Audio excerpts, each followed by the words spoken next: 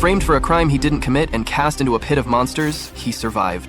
In the darkness, he awakened an unstoppable power. Now, alongside fellow outcasts, he rises to seek revenge and turn the corrupt world upside down. Our story begins in a dystopian world where a girl looks at her stuffed puppy, feeling sad that it got ripped. The girl's mother suggests they get rid of it, even though they had just bought it, because she believes if they sew it up, the toy would look ugly. They are rich, so the mother doesn't have any problem buying another toy. And the little girl, too, who, although had attachment to this toy, agrees to throw it away, being influenced by her mother's words. So the mother throws the toy along with other trash in the trash disposal right outside their house.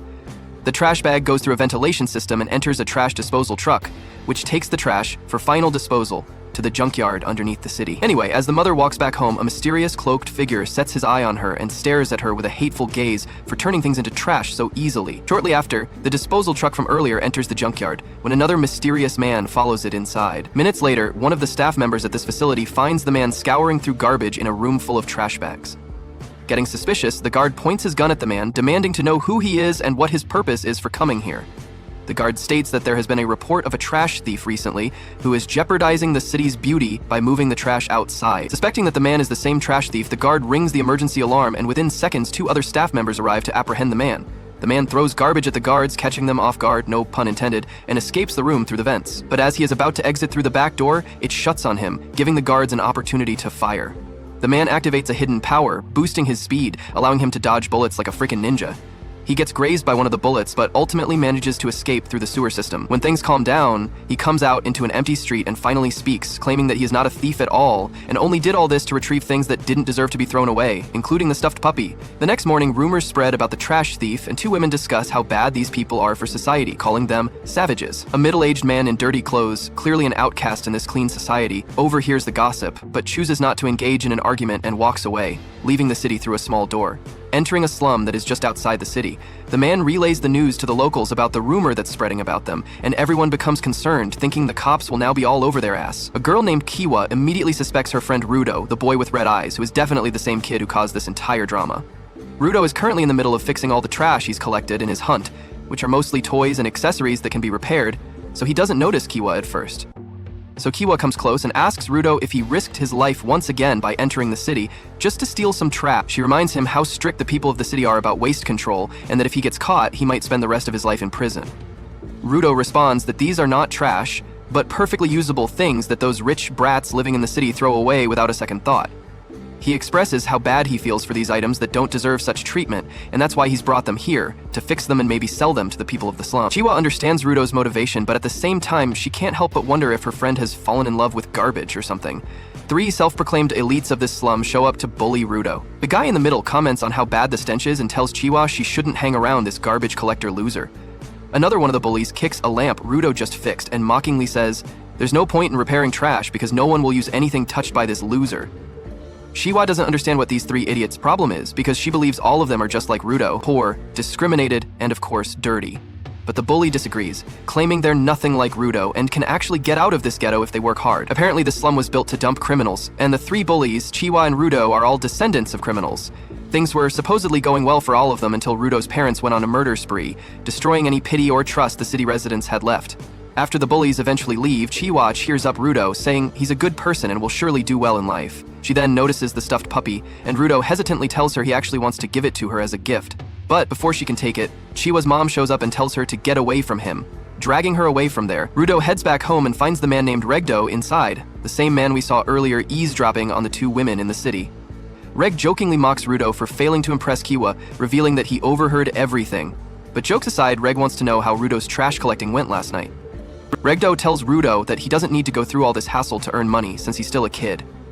Regdo says that although they aren't related by blood, he still considers Rudo family.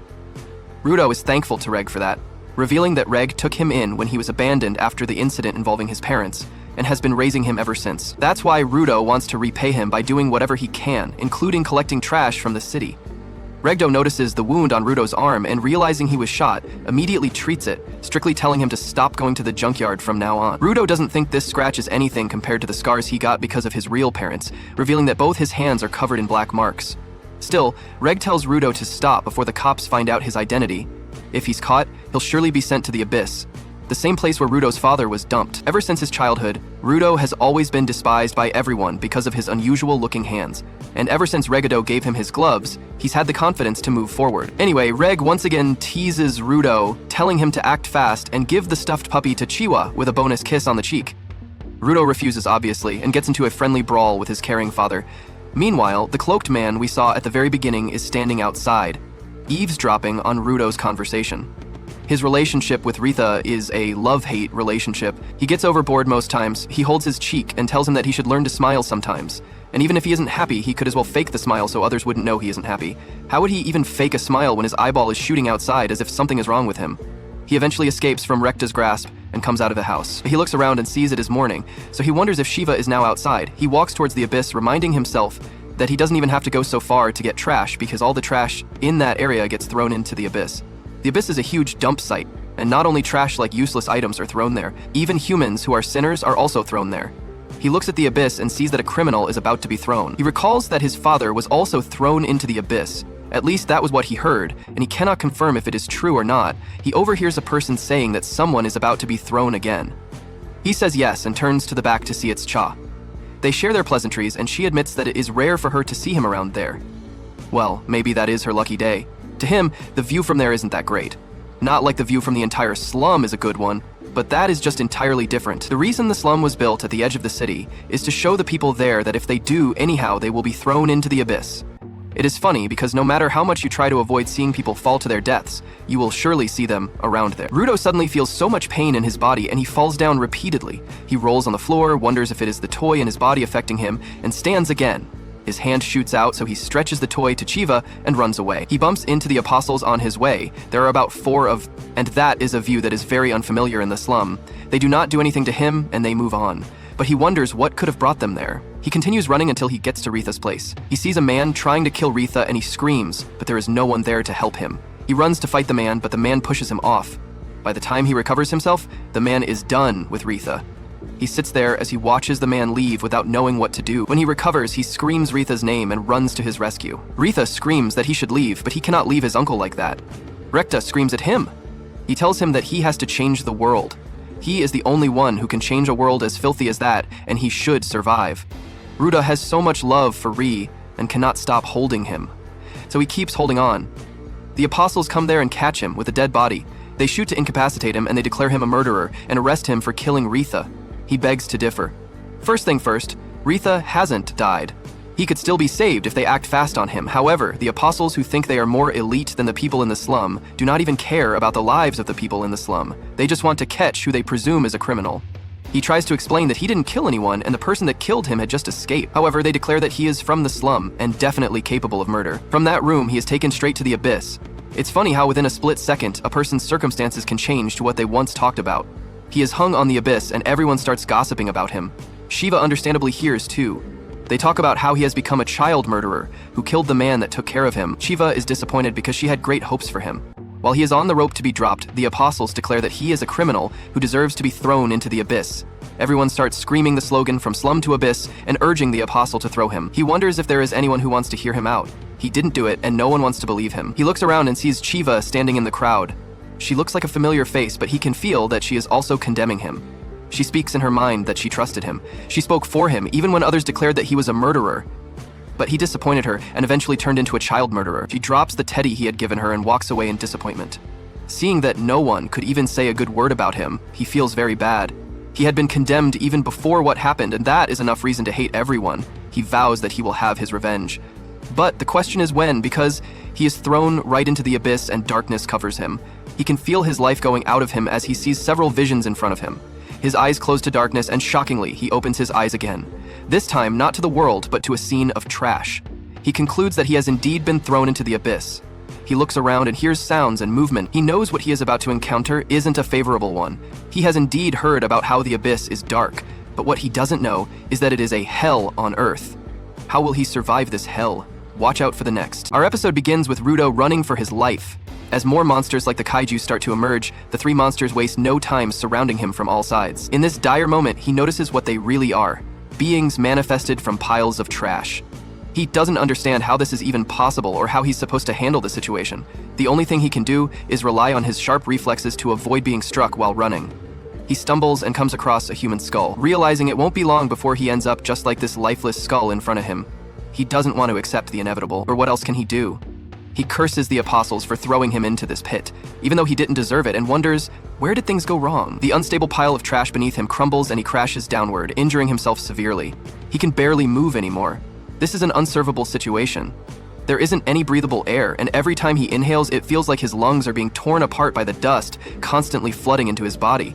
He knows he can't last long, so his only hope is to find someplace safe. But as far as his eyes can see, there are only endless mountains of trash, leaving him mortified by the grim reality that maybe this really is the end.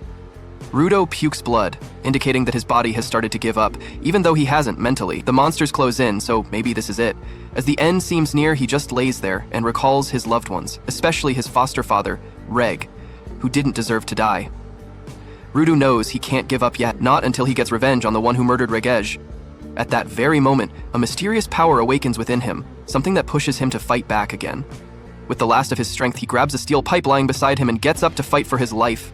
He vows not to give up until he makes those responsible pay for unjustly branding him a criminal, despite his innocence, and most importantly, until he finds his father's murderer. With that goal in mind, he swings his weapon at the monster, sending it crashing backward. Meanwhile, somewhere else in this massive trash pit, a strange man with an umbrella reveals to be watching Rudo's battle from the distance using binoculars. As for who this man is, we will find that out sooner or later. Rudo uses his speed to his advantage and goes completely berserk with his uncoordinated attacks. He gets shoved back by the monster and takes significant damage. But thanks to the adrenaline, he feels no pain and attacks again, throwing the steel pipe like a boomerang.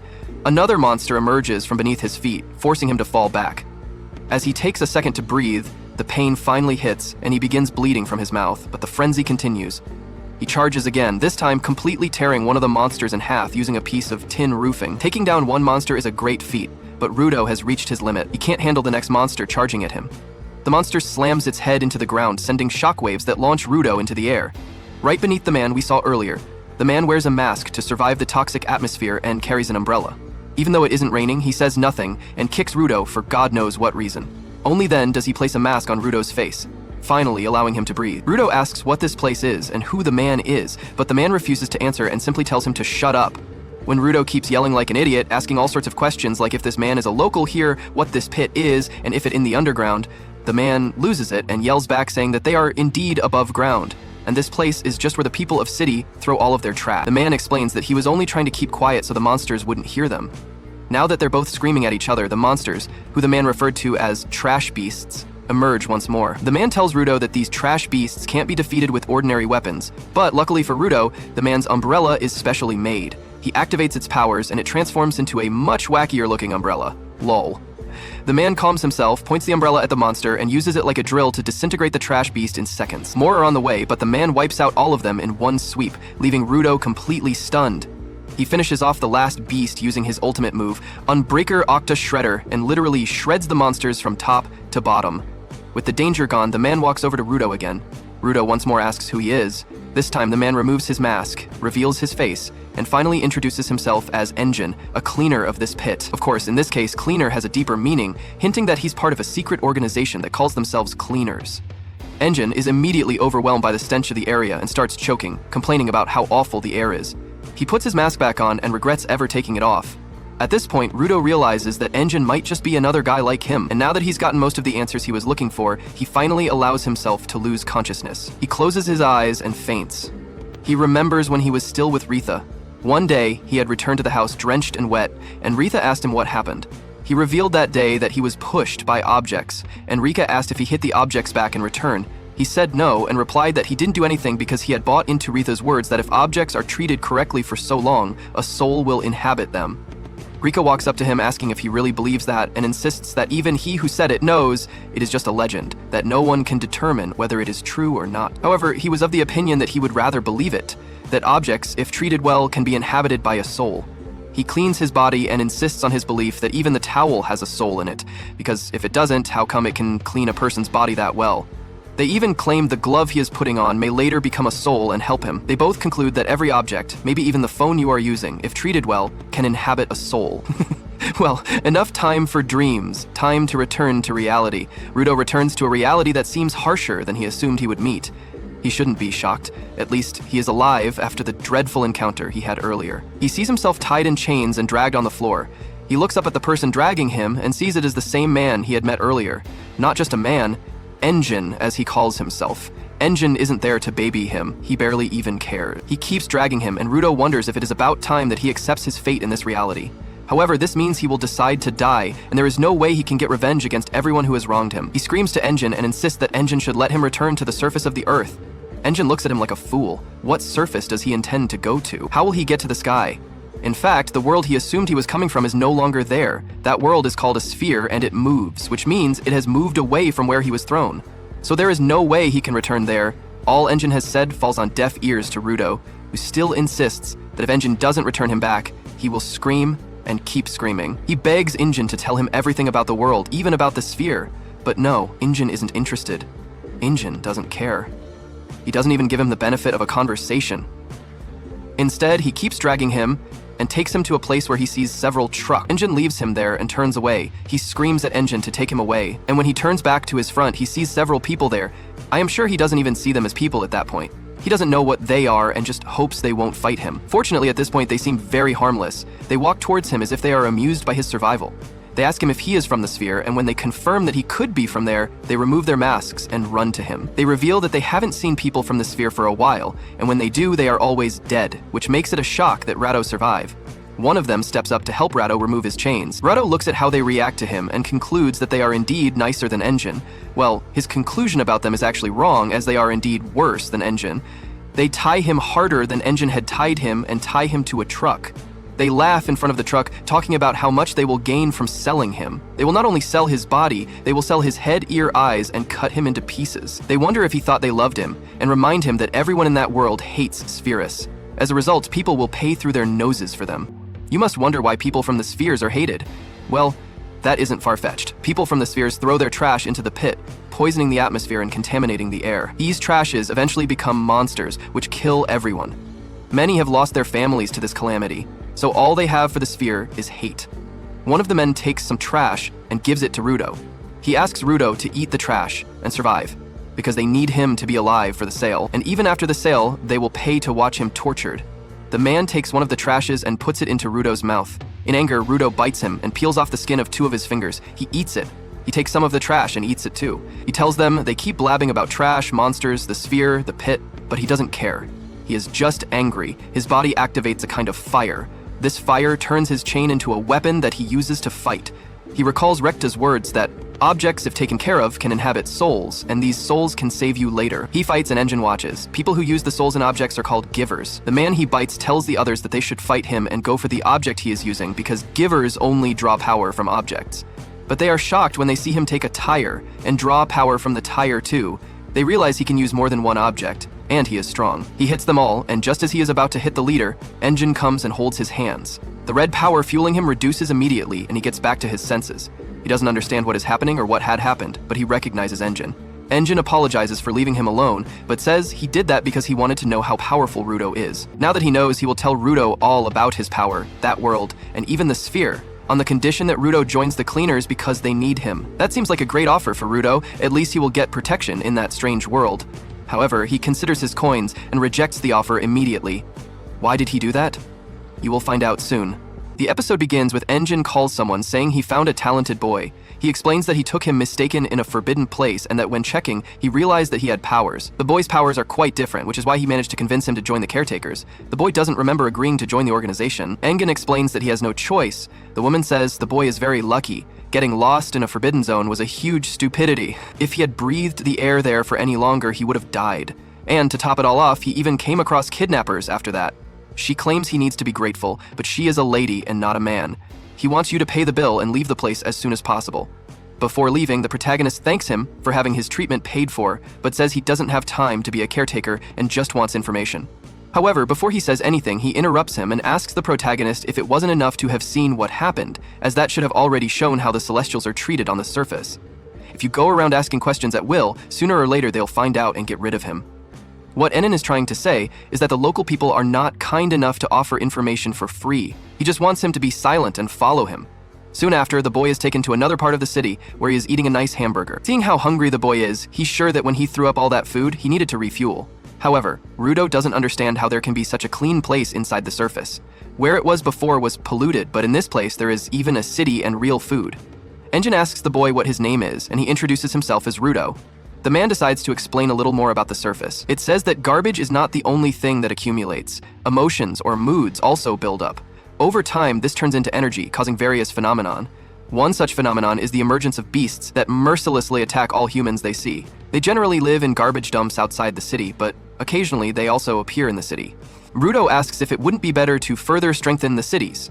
Engine responds that human beings are not creatures made to live as prey.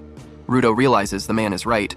Engine adds that common weapons do not work against these creatures, as the colors of these beasts are emotions. With the gloves Rudo is wearing, it is possible to defeat the beasts. Just like a kitchen knife that a chef always kept sharp, or a pen that a writer used for many years, when objects are used for a long time and cared for with care and love, they begin to generate spirit. Everyone calls these objects personalized utensils. A muscular beast can only be defeated by spirits sheltered in personalized utensils. People capable of drawing power from these tools are rare. Both Rudo and Engine possess this power and on the surface are called givers. Rudo realizes that what he was told earlier was true. To summarize, Enin explains that the caretakers are a group in charge of exterminating these beasts and that they need more givers to fight these monsters. Rudo asks if, when he accepts, he will tell him how he gets back to the surface. He explains that he has no idea how to move up, but believes that his boss might know something, as he is a very well-informed person. The boy knows he has to find him anyway. Jane wants to know who gave Rudo the gloves. The protagonist explains that it was his father and that this is the only memory he has of him. Now the man understands why Rudo carries those dirty gloves everywhere. He only asks that you take care of the things that are good for you. It's a simple concept that few people follow, since Rudo cares about the gloves and they have soul. He just wants you to always take good care of them and never throw them away. Enin needs to leave the place, but asks Rudo to stay and not go anywhere. Hand over some money and just ask that you don't spend it all. This money was raised by selling Rudo's clothes to pay for his medical bills and food. The man explains that it is not allowed to wear paradise clothes on the surface. As you leave the place, when you least expect it, a cat steals your coins and runs away. Running after the animal, Rudo manages to recover them by great luck. Suddenly a man appears, demanding that he hand over what is in his hands. But without warning, Rudo takes a hit and is thrown away. The man starts sniffing and Rudo doesn't understand what he's doing. He realizes that the man has the same symbol as Engine. He is angry and states that he will not let Rudo escape as he stole his treasure. When he sees that the boy is a janitor, he decides to teach him a good lesson so that he never steals anything from anyone again. Before stealing anything, you need to make sure you're doing it the right way. He then attacks the boy and says his name. He explains that he has already told her everything about him. He introduces himself as a caretaker of the Akuta team, Zanka Nijiku. He was appointed to be Rudo's captain, but he never imagined that the boy would be a thief. The first lesson he wants to teach is that you shouldn't steal other people's things. Even though Rudo tries to explain that he only took the item to capture the cat, the boy doesn't want to listen and tells him to go to his father to cry. Says he will never allow anyone to insult his father like that. Do you remember a phrase he said to you? If you want someone to stop insulting you, you need to take the first step. You need to calm down a bit and think about what the other person is feeling. Rudo now understands what is happening. Zanka is angry because he believes he stole something important. You know if someone had stolen your gloves, you would be furious too.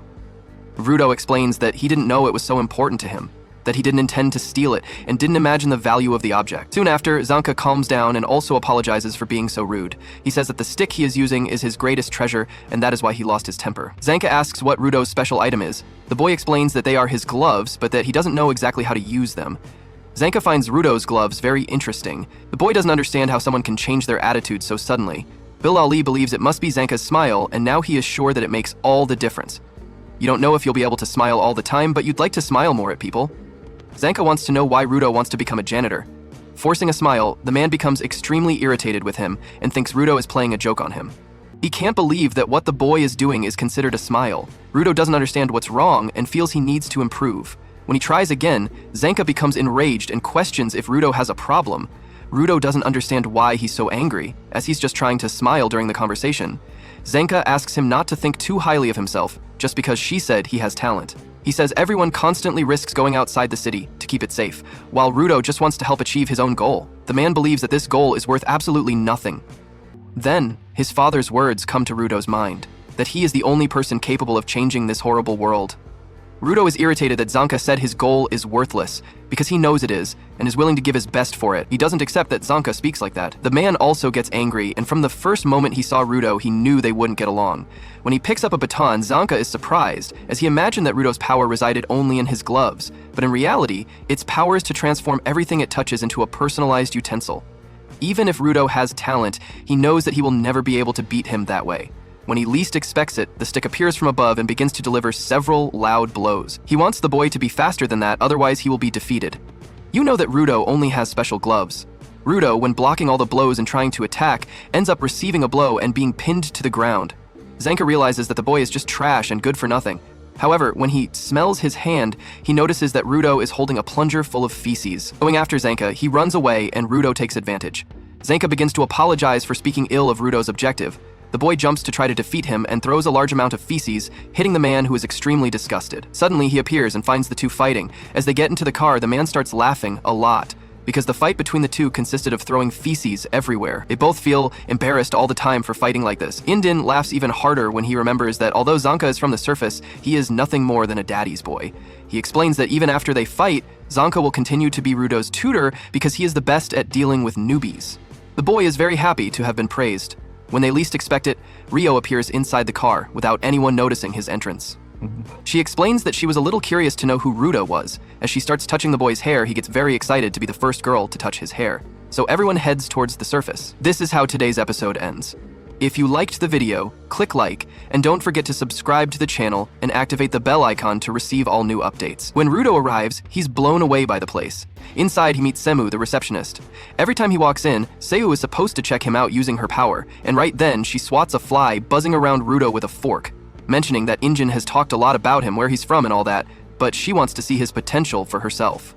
Injin explains that Semyu's personal utensil is her glasses. With them, she can boost her dynamic vision and, if she wants, see a person's true nature. Semyu activates her item, and for a moment, it's like her gaze pierces right through Rudo's soul. Then she recoils, almost like she took a hit herself. After a few seconds lost in thought, she says, "The boy is already in great physical shape. No need to train him from scratch. What's more, his connection with his personal utensil is above average. Even if he still can't use it steadily, that'll just take practice until it feels natural." But then, Sue points out something a little less impressive. There's poop on the kid's neck. Injin bursts out laughing and says, "That's why there were so many flies around him." After making fun of Rudo's misfortune, he says goodbye to the receptionist and heads off to introduce the new recruit to the boss. On the way, he tells Rudo that the caretakers have about 100 members, including fighters, security, and support staff. Depending on where the cleaning job is, people are stationed at different bases, so it's rare for everyone to gather at headquarters. Assuming there aren't many people at HQ, Injin just wants to walk Rudo in for a quick intro, but as soon as he opens a door, surprise, the room is absolutely packed with caretakers, and every single one of them turns to stare at the two newcomers. Without missing a beat, Injin closes the door and bails on that plan. Deciding to save introductions for later, he brings the rookie to the boss's office. Rudo is itching to ask how he can get out of there, but Injin stops him. He reminds the kid what he said before: nobody's nice enough to hand out valuable information for free, so he better not get his hopes up. The only way he's getting what he wants is by agreeing to work there in exchange for answers. Injin also warns him not to ask the boss about his personal utensil. Nobody knows what it is, and nobody knows what kind of power the boss has. Still, all the caretakers follow him because besides being strong, he's someone everyone can trust. With all that in mind, Rudo finally opens the door only to find the office empty.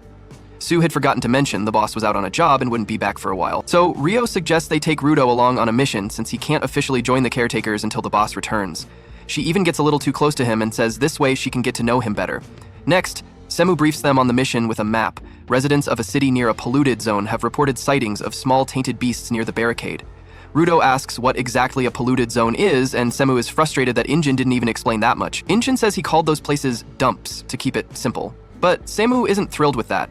She explains that the surface is divided into safe zones where people live and polluted zones, which are contaminated by garbage and home to the tainted beasts. The place where Rudo first landed was one of the worst of Forbidden Zone. Right now, there are 6 confirmed Forbidden Zones, and normal people die almost instantly if they set foot in one. These places are so overrun with monsters that even the givers are at serious risk. In fact, it's a miracle Injin found Rudo there at all. Speaking of which, Siemu asks what Injin was doing in a place like that. He just says he was out for a little walk to get some fresh air. Siemu has zero patience for that nonsense and reminds them that everyone who goes into those zones needs a gas mask, unless they want to breathe in toxic fumes and die in 15 minutes. With that, she hands a mask to the rookie. At the mission site, Rio tells Rudo that today's job is an easy one, but she wants him to pay close attention to how they operate. Now that he's really looking around, Rudo realizes the place is piled high with garbage, and he wonders how long he was breathing the air back in that Forbidden Zone. Come to think of it, back in Paradise, he imagined this place would look exactly like this, but he never thought he'd see people actually living here. It makes him wonder if anyone up there even knows what's going on down here, or if they just decided to dump all the trash here and move on.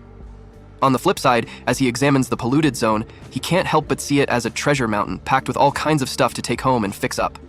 Putting that thought aside, Rudo asks Rio, who the others in the group are. She tells him they're more caretakers, but just support staff. They don't have powers, but their help is crucial. One of the assistants, a guy named Gris, reaches out to shake Rudo's hand. As soon as Rudo goes for it, Gris twists his wrist hard. Rio laughs and says Gris has a killer grip, as if Rudo didn't just find that out the hard way. This guy can even smash a tainted beast's armor with a single blow. Rudo wonders if he can really keep up with people like this. But even with the doubt, he knows he has to give it everything he's got. Just then, one of the caretakers spots the tainted beasts up ahead. Out from a tangle of dead trees, a bunch of antelopes made out of trash emerge. Rudo complains to Rio that there's a whole swarm of monsters. Even though she said it'd be an easy job, but she tells him to relax. These beasts are slow and weak. As the creatures start butting their heads against the barricade, Rio explains that it's all pointless effort, and these guys are perfect for Rudo to get a feel for how things work around here. In fact, Rudo finds these creatures much smaller and weaker than the ones he first encountered. But then, another species appears. This one 3 times bigger and stronger. They barrel through the little ones, charging straight for the barricade, and ram it with such force that the whole thing shakes. Terrified, Rudo warns Rio that these beasts are way more powerful, as if she hadn't noticed. Yet, despite the chaos and the destruction caused by those massive headbutts, the girl remains disturbingly calm. According to her, these are just an upgraded version of the smaller ones. A bit tougher, but still perfect for rookie training. By the way, if they take out all these stained beasts quickly, maybe they can get back to HQ and throw a welcome party for Rudo. He points out he's not even officially a custodian yet, so she switches it to a welcome to the surface party instead. The calmer she gets, the more Rado panics, because one thing's for sure, their lives are constantly on the line here. Rio, for her part, says that to be a custodian, or rather to survive on the surface, you have to know how to keep your cool. The kid agrees, especially since Injin had the same kind of patience as this girl, so he tries his best to keep it together for once. But just as things seem to settle down, a gigantic stained beast smashes through the barricade in a single blow. Rudo does his best to stay composed, but even Rio admits that this is not good. In fact, she's never seen a beast like this before, and maybe it isn't the best training scenario for a rookie. Still, when the enemy is this strong, she finds it a lot more exciting. Pushing himself to the limit, Rudo keeps up a fake calm as the monstrous beast shows off its colossal body. Right then, Rio pulls out a pair of scissors, which suddenly glow with a green energy. In her mind, it's better to clear out the small fry before facing the big one. So, the custodian transforms her small scissors into a massive pair, spinning with a weapon strapped to her leg, turning it into a deadly blade that decapitates every stained beast foolish enough to get close. Gree explains that Rio's personal tool is those scissors, which she calls the Ripper. Most people use scissors with their hands, but Rio prefers to use her feet, even if it's a bit rude. With the explanations out of the way, the assistant custodians tell Rudo not to just stand there with his arms crossed, even if he only came along to observe. And before Rudo can even move to join the fight, a stained beast ambushes him from behind. Ree reacts instantly, stopping the monster in its tracks and crushing its skull with his bare hands. Then, with unbelievable strength, he hurls the beast right at Rio, who knows exactly what to do. She slices the monster clean in half with her scissors at just the right moment. As the fighter says, just send more and she'll handle it. From there, the two assistants keep tossing the stained beasts her way. After taking them down, Rudo realizes that although these two can't finish off the beasts without powers, they can disable the enemy and leave it to a giver to deliver the finishing blow. Apparently, that's how custodians fight. Remembering that he told Zanka yesterday he was only helping until he reached his goal, Rudo now feels a pang of guilt. Either way, Rio and her fellow custodians clean up the smaller creatures, but now it's time for the main event, and let's just say this cherry on top is probably bigger than the whole cake. While the giver goes toe-to-toe with the massive stained beast, the assistants focus on tearing apart the smaller ones as much as possible, keeping them out of the fight. But just as they get started, a fallen beast suddenly lifts its horn to trip one of the men, then tries to attack while he's down. But Rudo appears at the last second, blocking the strike with an iron bar. As he puts it, he's going to become a custodian to get the information he needs, not just stand around getting in the way. With that determination, the giver awakens his own power and transforms the iron bar into his personal tool. It extends and twists around the area like a web of iron bars. Even so, the beast manages to break through and keep advancing, but Rio steps in just in time to take it down. She acknowledges that Rudo jumped into action to help a comrade, then mentions she had already split the big stained beast in two before coming over. But it didn't help. No matter how many times she cuts the giant with her personal tool, it just won't die. Grizz suspects the beast might be immune to tools, while Rio points out that the vital points of any stained beast are basically the same as any living being, so she figured it would die if she cut it in half. Either way, maybe the only solution is to keep chopping until it stops moving. Grizz heads off with his partner to document the event for a report, since they've never seen a monster like this before, and promises to warn the neighboring cities. With the assistants gone, Rio jumps back into the fray, leaving Rudo behind and unsure of what to do next. She leaps onto the beast's face and carves up most of its plating, then goes for the creature's hair and severs every connection, dealing massive damage. After clearing a path on the beast's head, Rio spots a small glowing crack in the area. But before she can do anything about it, the monster shakes its head and throws her off. The beast quickly regenerates the connections in its head. With those restored, its eyes blaze like spotlights and it goes into a wild frenzy, pounding the ground with its trash-made fangs. Even so, Rio stays not just calm, but almost cheerful, laughing and cracking jokes as she attacks the beast from every angle. But not everyone's so at ease in this fight. Left on his own, Rudo is wide open for an attack. When the beast comes at him, he's too slow to dodge and takes a heavy hit. As he floats helplessly from the impact, he thinks about how his goal was to avenge Reto and wipe out those cursed people from paradise. But he can't even use his powers to hold his own in this hellhole made of garbage. Instead, he's just a burden, getting in everyone's way. The Immaculate Beast's underground strike was so powerful, it split the ground wide open right where Rudo was falling. But before he could hit the bottom, Grease snatched him up and sprinted away from the chaos with Rudo slung over his shoulder. With every passing second, Rudo seemed frozen, stunned by the blow he'd taken, and overwhelmed by a sense of defeat against such a formidable enemy. Meanwhile, Rio pressed the attack with pinpoint precision, searching for just the right angle to drive her scissors through the beast's weak spot. When she finally found it, the creature collapsed like a crumbling building. Grease and Rudo rushed over to the caretaker, eager to know how she managed to take down the giant. She explained that the beast died when she struck the spot she was now holding. Apparently, it acted as some sort of energy core for the creature. What's even stranger is that this item was a personal utensil, and no one could understand why something like that was inside an Immaculate Beast. Meanwhile, far away, Reto opened his eyes in an unfamiliar place, remembering just how badly that celestial kid had beaten him before he blacked out. In front of him stood a mysterious boy who asked where that celestial was now. Check out these videos appearing on your screen and subscribe so you don't miss the next. Then at night, Junka notices that everyone is partying because of Rudo's arrival on the grounds. But Rudo himself is sitting very sad, about which he starts asking Rio. Its vital instruments did not work properly in yesterday's job, because of which he is sitting sad like this. So, that's it.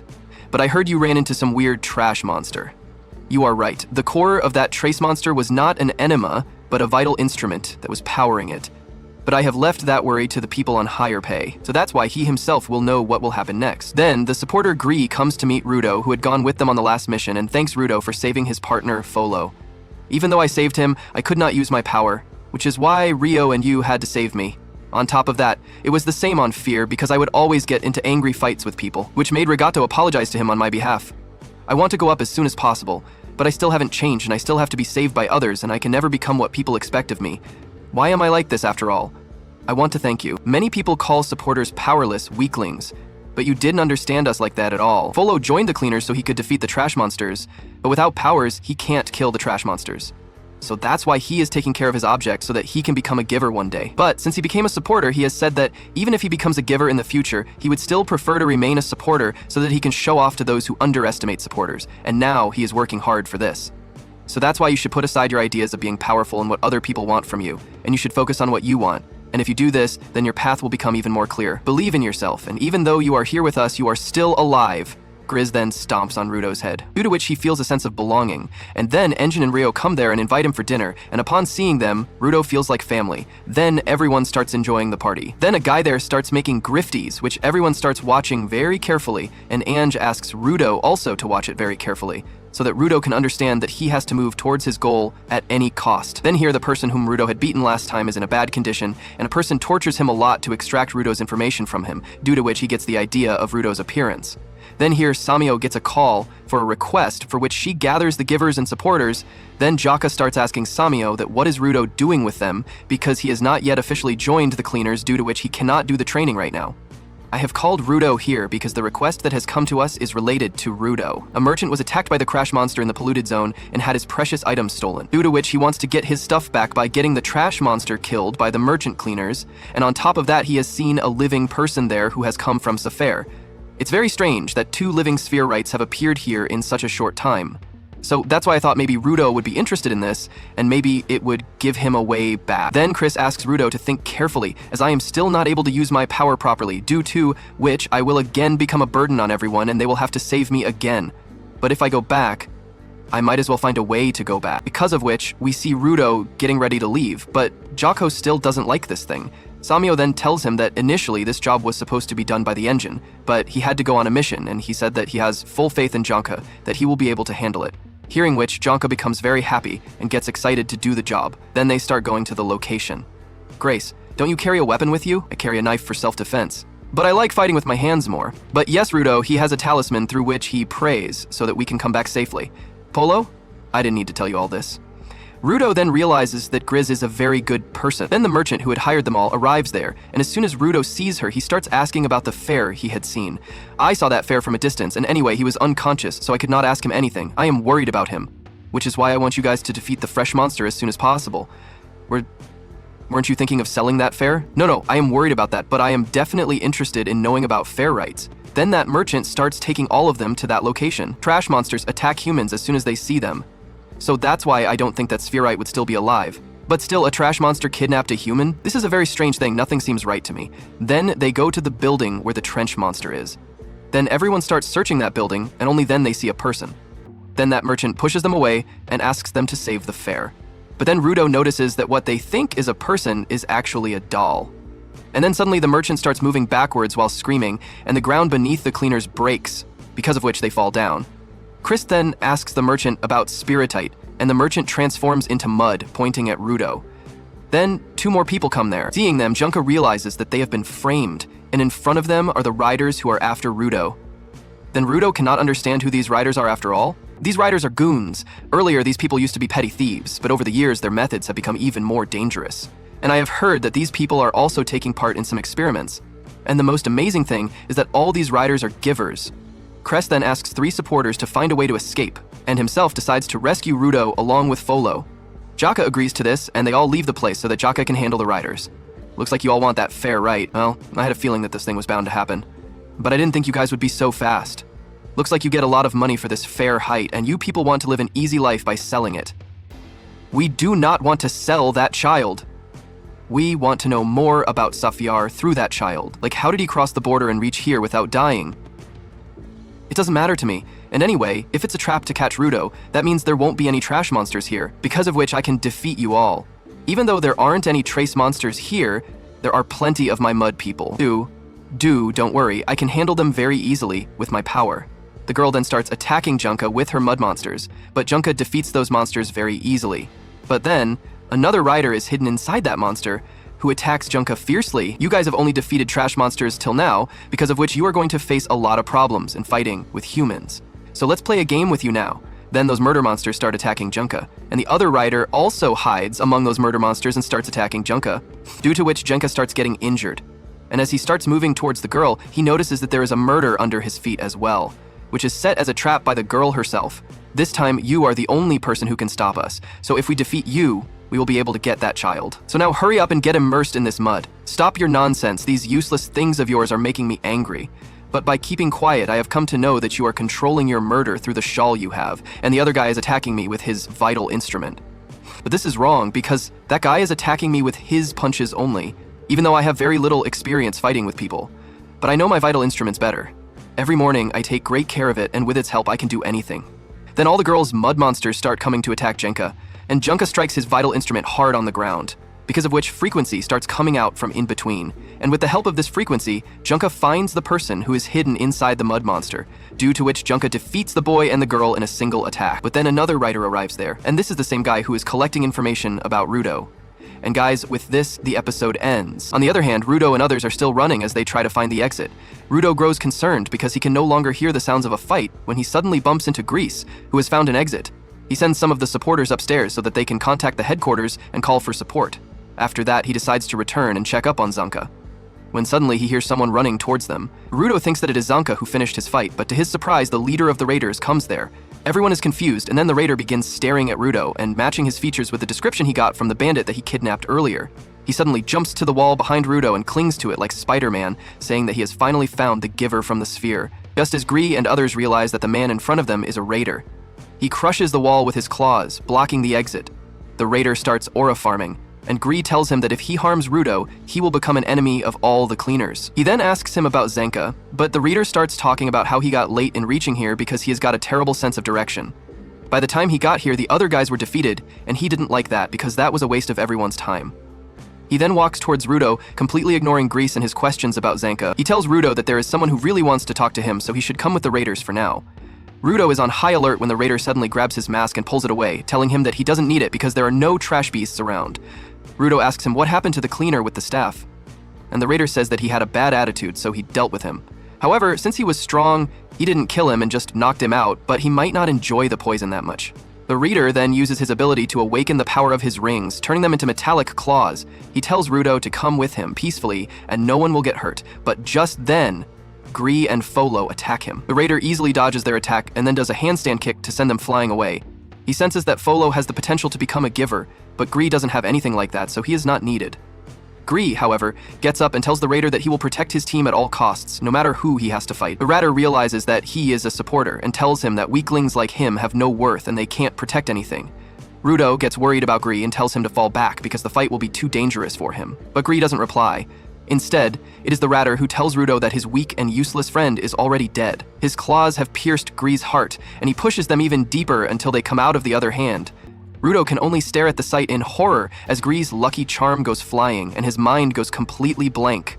The scene feels awfully similar to Rudo's death to him, and Rudo instinctively reaches for the pendant that triggers the memories of his childhood. One day, Rito found him banging his head on the wall and he immediately came to stop him. He asked Rudo what the hell he was doing and he blankly replied that Rito had told him to stop hurting others, but he had never said a thing about not hurting himself. Rito grew even more concerned at this because he thought that Rudo had become calmer after the pain in his hands was subdued. He asked him the reason behind his agitation, and Rudo replied that there was none. He only had an unexplainable anger inside him, whose cause he did not know, but Rito knew what was up.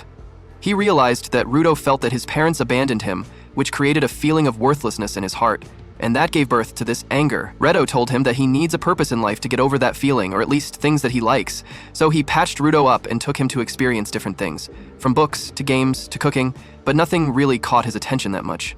However, just as Redo was about to call it a day, Rudo saw a man throwing out garbage, and his curiosity woke up. He opened the gate that led to the main city and took out a mask from the garbage bag. Reg followed him out of concern, but then Rudo suddenly started crying because he could relate to the garbage. Reg asked him, how does he feel right now? And Rudo told him that this mask is just a little broken and it should not be thrown out. He cried that it was unfair to throw it away when it still had so much life and he wanted to fix it. Ruto realized that this was more than the projection of Rudo's issues, and he could truly see the worth of the things that others threw away. Back to the present, the pendant turns into a vital instrument in Rudo's hands, and the raider is shocked by that. Reese, who is somehow still alive, realizes the truth about Rudo's powers now. He says that Rudo doesn't turn things into vital instruments, but he brings out their unused potential to life. With that, Rudo awakens the potential of the pendant, turning it into a creepy, sentient weapon. The reader is truly amazed by that, and he starts drooling as he asks Rudo, what does his vital instrument do? On the other hand, Folo puts Grizz in a more comfortable position, but he is still in a very critical state. Rudo thanks Gree for showing him the path out of his depression and tells him that without his help, he would still be stuck. However, now he knows what he should do, and he will start by kicking the raiders and proving that he was wrong about everything he just said. The raider likes his attitude and finally introduces himself as Jabber, saying that he likes nothing more than determined fighters and strong givers. He then attacks Rudo, and the two of them engage in a serious battle. On the other hand, Gris is still bleeding out, and Folo is worried about him. However, Gris assures him that he will be alright. He then starts thinking about Rudo and says that he could not use his powers properly the last time because there were a lot of emotions that were clouding his true purpose. But this time, they don't have to worry about that. Meanwhile, Rudo is completely on the defensive, forcing Jabber to attack him and retreat when he can't find any opening. He tries to taunt Rudo into attacking him, but he simply asks him to attack him if he dares. Jabber tells him to be a bit more cheerful and enjoy the fight as he charges at him again, but Rudo just dodges his attack. Jabber attacks him again, and this time too, Rudo just dodges effortlessly. Jabber soon realizes that his attacks can't even hit Rudo, who explains that it is because of Gree's pendant. Gree prayed to the talisman that everyone should return safe from their missions, and that means it is a vital instrument that focuses on defense. Jabber gets that it increases the guaranteed dodge rate, but he tells Rudo that he can't fight back with this vital instrument. Rudo tells him that there is no need for that, confusing the raider. He explains that he has dodged everything without even moving from his place, and it is Jabber who keeps on moving around so he can predict where he is going to move next. Jabber doesn't really care about his yapping, and he lunges at Rudo again. However, this time, Rudo uses another ability of his weapon that changes Jabber's trajectory by a little bit, but that is enough to completely throw him out of the loop. Rudo says that he can't use the talisman to attack, but he can use his fists, and then rocks Jabber's world with a strong punch to his face. Jabber turns out to be a pain enjoyer, and he is glad that Rudo finally attacked him. He complains that it is unfair that the game is rigged against him, but Rudo doesn't feel any guilt in using his vital instrument to pummel him after disturbing his balance. Jabber decides to change his strategy and attacks Rudo from behind, but the talisman still breaks his momentum and gives Rudo the chance to land a devastating blow to his gut. Jabber changes his fight pattern once again after that, damaging the surroundings to create a dust cloud that blocks Rudo's vision instead. Rudo is on high alert now, and then suddenly a stone brick comes flying at him. He dodges it thanks to the talisman's power, but then Jabber cuts a pillar and sends more bricks towards him. Rudo dodges all of them, and just then Jabber attacks him from his blind spot.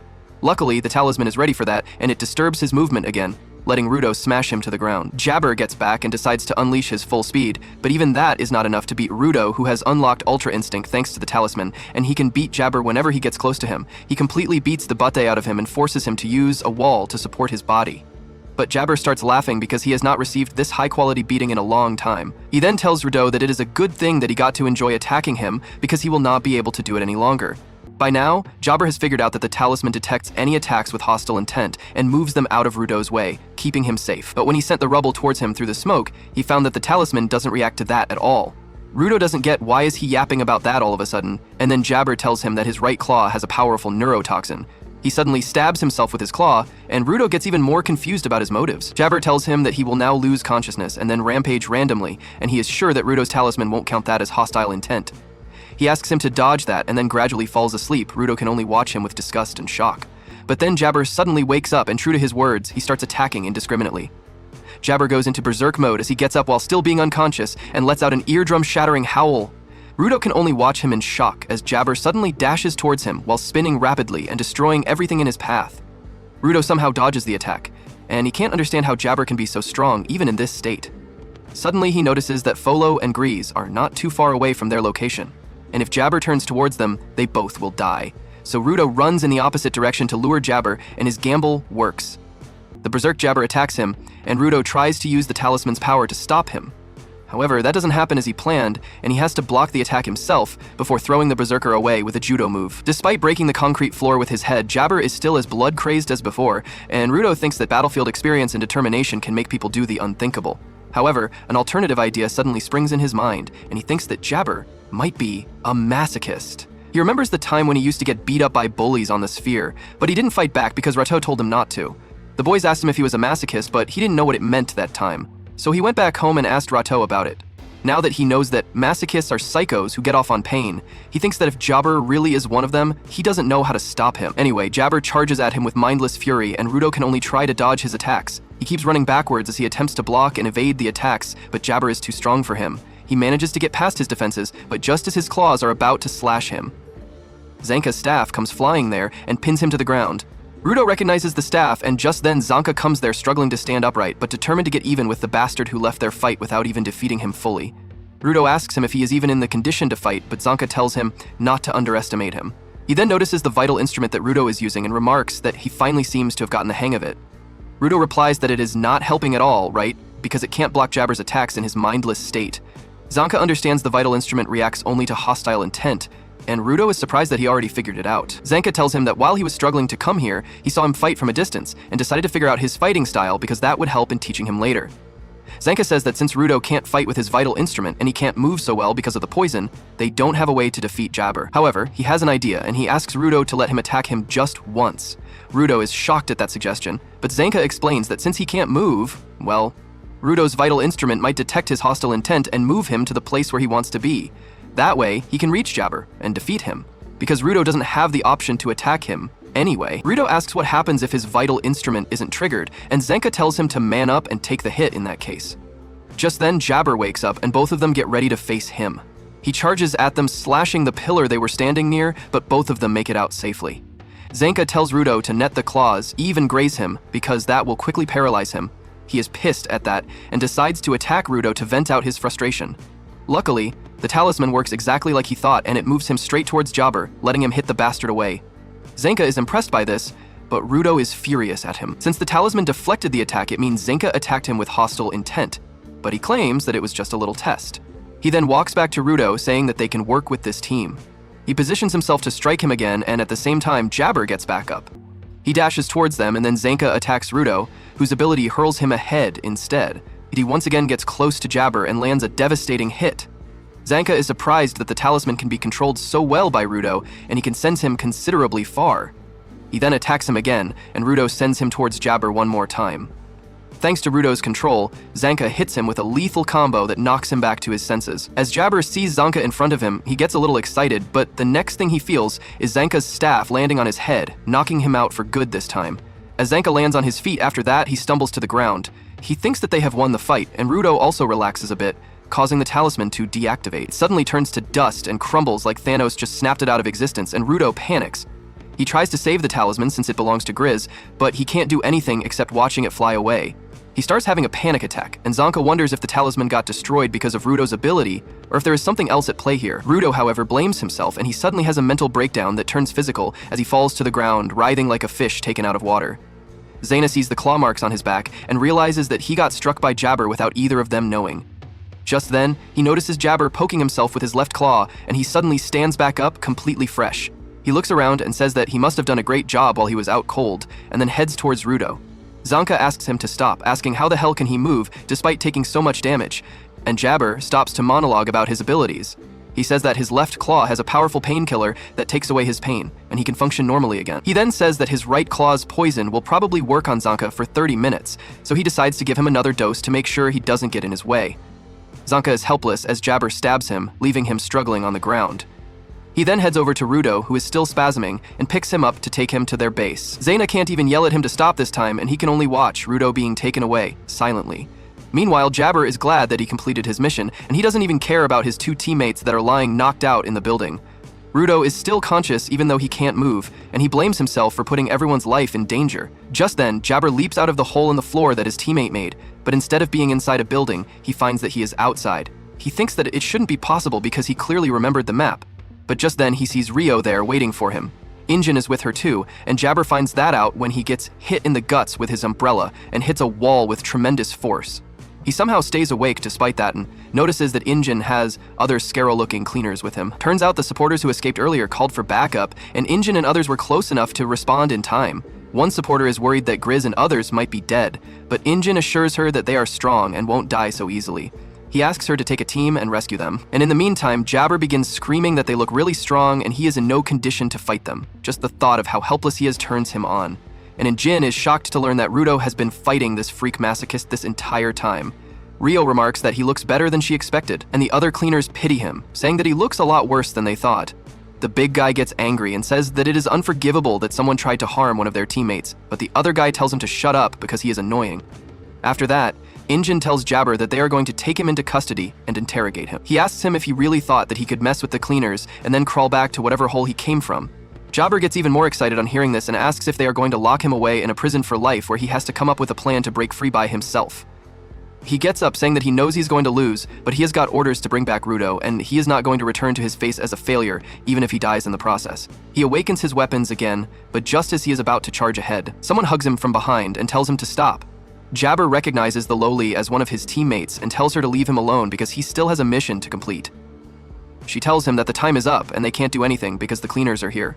Jabber is still adamant about finishing his mission. So the girl tells him that the boss had a very big smile on his face. Jabber suddenly stops at this and the girl tightens her grip around him to keep him in check. Ultimately, he decides to listen to her and return home. And as he steps aside, the mystical manhole portal in the wall behind him becomes visible. Jabber tells everyone that he has to leave now and asks them to give Rudo his regards because he must be knocked out due to his poison right now. However, Rudo is still in his senses and he uses all his strength to get up and tell Jabber to stop because their fight is not over yet. Jabber is impressed by his tenacity, and Rudo tells him that he will pay him back for what he did to Grizz and others. Jabber is happy to hear that and says that they will fight another time, but then he notices his gloves and the unique design on them. He excitedly remarks that their boss would be happy to learn that Rudo has got something from the special series too, and then enters the portal after the lowly. As soon as he puts the manhole cover on, the portal disappears and everyone is surprised. Later, Zanka and others are rescued from the building, and the poison wears off from Rudo's body too. He immediately rushes to Gree and finds that he is still alive, despite severe blood loss. Rudo apologizes to him for wrecking his talisman, and Gree says that he really cared about it. Rudo is about to drown in guilt, but then Gree says that if his talisman helped him, it was really for the best. With that, the final bits of the talisman fly away too, and Rudo is not sure how he feels at the moment. Soon, everyone returns to the cleaners' headquarters, and Rudo sits in silence by himself. Injin comes there and asks him why is he acting like a depressed emo brat when he should be happy because he finally learned how to use his vital instrument. Rudo suddenly snaps at him and says that he couldn't save Grizz earlier and he can't be happy about that. He says that he failed to protect Rudo in the sphere and on the surface he failed to protect the guy who saved his life. He feels like he is a loser no matter what he does, and Injin tells him that Gree knew what he was getting into and he is always prepared for risks. He then asks Rudo to come with him so that they can pay their respects to Gree, who surprisingly is still alive. Rudo can't believe his eyes when he sees Gree sitting upright and thanking him for earlier, Lord. And Injin finally realizes that he was depressed because he thought Grizz died. He starts ruffling Rudo's hair, and a nurse also decides to join him just for fun. Rudo gets embarrassed, but he asks Gree how can he be alive despite taking a poisonous claw straight to his heart. Grizz tells him that it is all thanks to the medical team of the cleaners and especially the young medic named Aisha, who is the only giver they have with healing power. Aisha, however, is quite shy and has self-esteem issues, so she needs regular affirmations from Gree to believe him. After that, Gree turns to Folo, who kept him alive when he was bleeding out, and Fo-Knees. Finally, he turns to Rudo and thanks him for stopping Jabber along with Xena. He also tells him not to worry about the talisman, because if it helped save some lives, it did its job well. Rudo believes him this time, and he tells Gree that he is really glad to see that he survived. With that, Injin says that they now have to worry about the raiders picking fights with them on top of the trash beasts. But luckily, they got some information out of them. Just then, a tall, dark-skinned cleaner comes there, talking about the border that Jabber mentioned, and Rudo asks Injin who this new guy is. Injin replies that he is the boss, and Rudo freaks out because he was not mentally ready to meet him. The boss greets Rudo and introduces himself as Corvus. He says that at first he was going to reject Rudo when he heard that he wanted to join them, just to get information about reaching the sphere. However, since he has already risked his life to protect the cleaners, he is one of them now, and Corvus has no objection to accepting him as a cleaner officially. Corvus then calls Rudo to his office to get his uniform as well as to learn more about the border.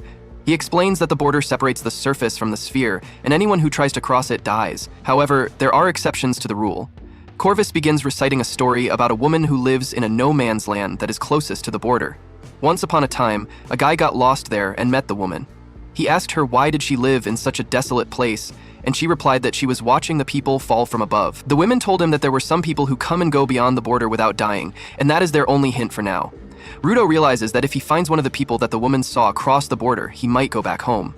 Corvus tells him that it will be a highly dangerous journey, but Rudo doesn't care about that because he has to return home at all costs. However, he is a bit too excited for it and immediately starts rushing to the no man's land. Folo tries to stop him, but he hasn't got enough power to stop Rudo. Luckily, Injin arrives there and gets Rudo to stop, telling him that he can't go to the no man's land with such half-ass prep. He says that it is a good thing that Rudo can use his abilities on command now, but they still don't know about his limits and weaknesses. Rudo asks him to come with him in that case, but Injin refuses because he is not crazy enough to go solo into no man's land again. Rudo knows that is cap because Injin was actually going solo when he found him. Anyway, Injin tells him that there will come a time when they will go to the dangerous territory, but right now, they should focus on training Rudo, researching about the trash beasts, and also finding more information about the raiders. Speaking of the raiders, Rudo asks Injin how thieves like them can be givers. Injin replies that being a good person and treating objects with care are not the same thing. The people who can take good care of their objects and awaken their powers become givers, even if they are human scum. He adds that there are people who hate givers of all kinds because, from a normie point of view, anyone who is overly attached to just one object will look weird. After that, Injin tells Rudo to get some rest today because he has had a lot of non-stop action recently. Rudo obeys his command and tries to rest in his room. But with ADHD filling up 90% of his pea-sized brain, he can't even relax. He begins wondering if he should sneak out and go to find something valuable in the garbage, when suddenly Rio slams open his door because she doesn't plan to let him rest. She decides to give Rudo a tour of their headquarters, and he says that this place has a lot more things than the sphere. Rio gets curious about the sphere and asks him what he did up there. Rudo tells her his usual schedule of picking garbage and getting scolded, and then Rio asks about the food in the sphere. Rio replies that there were things like bread and soup, but when she asks him about sweets, he gets sulky because only the rich people can afford sweets. Rio tells him that they have sweets here, and Rio can't believe it until he sees them.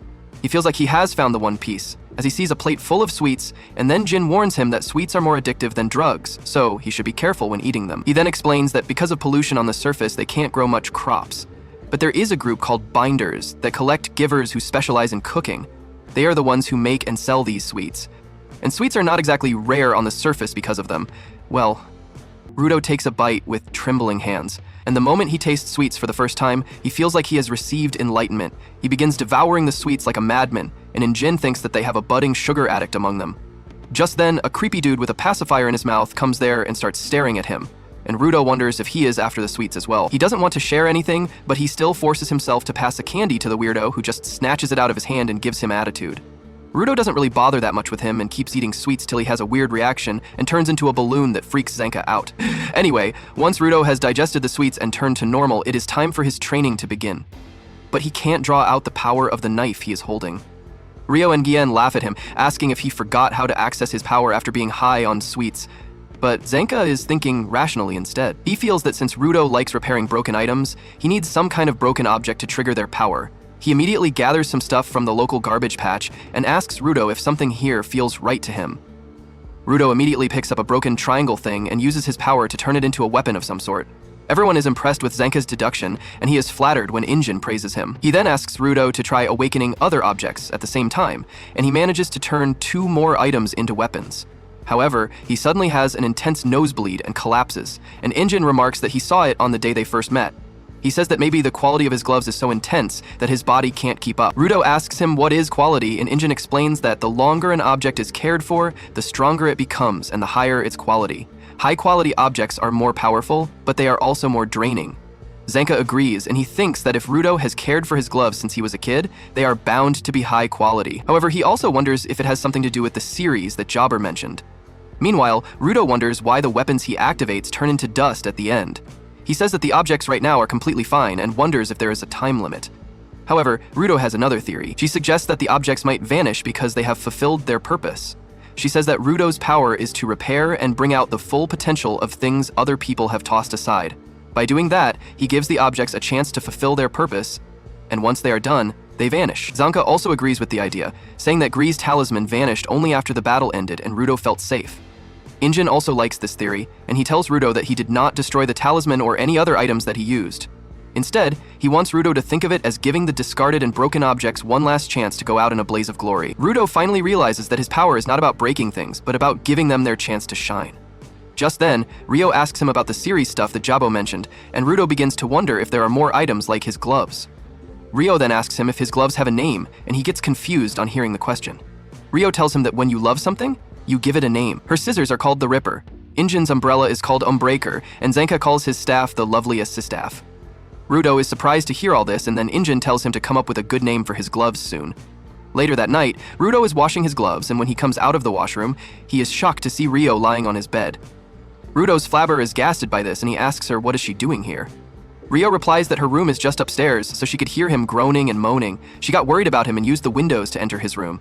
Rudo understands the situation now, and Rio asks if he was in pain because of the wounds on his hands that look really terrible. He immediately hides his hands from her and tells her that they hurt a lot less when he wears his gloves, but he has got to wash them every once in a while. Rio asks him what are the wounds from because they look even worse than a burn. Rudo says that she needs to ask his soul parents about that, and Rio understands what he means. She says that parents give them a lot of things, with trauma being the topmost thing on the list.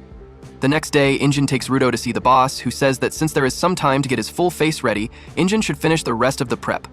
Rudo is confused by this, and Injin tells him that full face refers to the mask that all cleaners are ordered to wear when they enter No Man's Land. He takes out his mask to show to Rudo and then says that they have an artist among them who makes these masks, but he is a weirdo with extreme ADHD, so he can't work if anyone even mentions the deadline before him. Right now, he is working on Rudo's mask, and it seems he will take time. Corvus says that in the meantime, they will finish up the prep by casting a spell on Rudo. This confuses him even further. So the receptionist mommy explains that there are a lot of uncertainties in the garbage zones, and to make sure the cleaners are lucky enough to avoid them, they have another artist to draw a protective spell on them. The boss has given him to paint anything he wants, so he sometimes paints around the headquarters, but lately he seems to be busy in another city. Injin says that he is going to the canvas town to find the painter, and he is taking an entire team with him. The team includes Zenka and Rio, as well as Gree and Folo, along with some people from Injin's crew. He introduces them all one by one to Rudo, saying that usually they take 5 supporters with them, but since No Man's Land is more dangerous, they are going to take only 3 elite supporters and increase the number of givers instead. Just then, the big guy named Delman comes there, and Rudo is intimidated by his size. Delman suddenly starts screaming in Rudo's face, saying that he has heard his life story, and he feels pissed that the people in the sphere discriminate between humans. He claims to like passionate people like him and tries to recruit him into his group, but just then his partner, Tamzi, comes there and stops him. He says that since Jin has already recruited Rudo into his faction, they shouldn't try to steal him. Just then, Injin joins the fray and asks Delman to give one of his trademark passionate speeches. As Delman grits his teeth, Zenka plugs his ears, right in time, before the giant begins a speech about how they will never give up despite the challenges they face. His passion is contagious, and after being confused for a minute, even Rudo joins the other screaming people. However, once they get in the car to reach Canvas Town, everyone becomes silent. Soon, their destination comes into view, and Rudo is mesmerized to see it because it looks like an art project even from a distance. Once they reach the city gate, Rudo notices that all the walls have graffiti over them, but he is more curious about the dome-like structure. Tam tells him that most cities have some sort of dome to protect them from the litter that falls from the space because that is enough to kill people. Rudd feels bad about that, but Tamsi tells him not to feel guilty because it is the fault of the people who throw the garbage. At the same time, two men at the gate are trying to enter the city, but they find that they can't enter the gate even though it is wide open. They keep hitting an invisible wall, but then Injin and his group pass through the gate normally. The two guys are surprised by this, as is Rudo, but Injin tells him to just walk through the gate because if he doesn't have any evil intentions in his mind, the gate won't stop him. Rudo immediately enters the gate, realizing that the two guys who are getting stuck are some kind of thugs. Anyway, once they enter the city, Rudo finds even more graffiti and empty paint cans spread everywhere. Injin tells him that a lot of people on the ground like to paint, but most people don't respect their art. There are rumors that Canvas Town was created so that artists could paint anywhere they wanted. Rudo asks if they are here to look at these paintings, and Injin tells him that they are here to find the giver who can cast protective spells on anything using his art. Rudo is confused by that. So Injin gives him an example. He says that if the giver wants to protect a wall from one attack, he can channel his emotions into his vital instrument and then convert them into magic by drawing on the wall. He then says that the two people outside couldn't enter the city because the giver painted a spell that forbids people who plan nasty things from entering the city. Rudo says that his powers seem really crazy, and Injin remarks that his vital instrument is quite rare. He tries to explain that the giver actually inherited the vital instrument from someone when a running kid bumps into him and falls on the ground. He tries to help the kid up, but he starts crying and then runs away. Injin is left stunned by this, and Rio starts teasing him about making the kid cry. Just then, the city mayor also arrives there, and Injin is glad to see him. He says that they are here to see their friend Gob because they have a job for him. He asks where he is working right now, but the mayor tells him with a heavy heart that Gob died this morning. The mayor then takes everyone to Gob's house, saying that he died of body pollution. He was not satisfied with painting in the city, and he went to the polluted zones to paint as well. The mayor is sure that Gob often forgot his mask when he was painting, and as a result, the deadly air destroyed his body from the inside. Injin is devastated by this news, and as he pays his respects to his dead friend, Rudo remembers that he once saw Gob painting a wall in the headquarters. Injin talked very highly about him back then, saying that he was a guy who is never distracted from what he wants to do. Rudo is rattled as he tries to process Gob's death, but Tamsi asks him not to be too shaken up because a lot of people on the surface die because of body pollution. The mayor says that Gob had already decided his successor before dying, and it is the kid named Remlin that Injin bumped into earlier. He talks about how the spellcasters are chosen by the former wielder of the brush and they immediately turn into givers on receiving the brush. However, he feels that the responsibility is too much for the young Rin because the spellcaster is like the representative of their city. Rudo is shocked on learning this, but Folo and Tamsi tell him that passing down a vital instrument is very rare, but it makes sense since the power of the vital instrument has already been awakened, and the one to receive it just needs the potential to be a giver. The mayor then says that Remlin and Gob were like siblings, so they will need to give the kids some time to recover from the loss. He tells Injin that he and his cleaner friends will be delayed because of that, but Injin tells him that they don't need to rush anything in such a delicate situation. The mayor suddenly starts crying, saying that Gob painted with too much joy in his heart, and he can't believe he is dead. Injin understands his feelings very well because he used to be in awe whenever he saw Gob painting with a big smile on his face. He decides that they will return later when things are calmer here, but before going, he asks Remlin to take care of herself. However, she suddenly gets up, declaring that the time for being gloomy is over. That startles everyone, and Remlin immediately snatches the paintbrush from the mayor's brush and runs outside. Everyone follows her, and they find her on a rooftop with cans of paint. She says that even though she is sad that Gob is dead, she knows that he can't enjoy his afterlife if he sees everyone crying after him. That is why she wants to send him off in the way he would like best. And that is by celebrating life and art. She immediately activates the brush, enlarging it in size, and draws a magic circle on the ground that mutates the paint cans into firework launchers. As the paint cans shoot out colorful fireworks in the sky, everyone in the city gets inspired and they rush to make art. Renlin is happy to see that because that is what Gob would have wanted, and Rudo watches her filled with awe. But that's where this video ends. Remember to like and subscribe to the channel. Thanks for watching, and I'll see you next time.